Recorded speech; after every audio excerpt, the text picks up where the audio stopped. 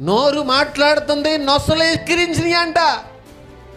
కొంతమందికి నోరేమో మాట్లాడిందంట, నొసలు ఏం చేస్తున్నాయి, ఎక్కిరిస్తున్నాయి అంట. కొంతమంది ఎప్పుడు విమర్శించడమే వాళ్ళ లైఫ్.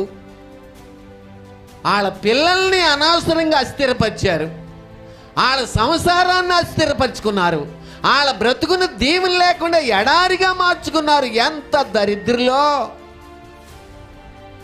ఎంత దురదృష్టవంతులో అనిపిస్తుంది. ఎంత బాధ. ఎందుకు విమర్శించడం, ఎందుకు బాధ పెట్టడం, ఎందుకు తీర్పులు తీర్చడం? దేవునికి భయపెడితే నువ్వు అడుగుపెట్టు ప్రతి స్థలాన్ని నీకు ఇస్తా. ఇది సహవాసము, ఇది దేవుని వాతావరణము. దేవుడు నీ క్రియలు నెరుగును, దేవుడు నీ మాటలు నెరుగును, దేవుడు నీ తలంపెరుగును. నువ్వు కూర్చుండుట, నిలుచుండుట, పరుండుట, నీకు తలంపు పుట్టకమునిపే దేవునికి తెలుసు.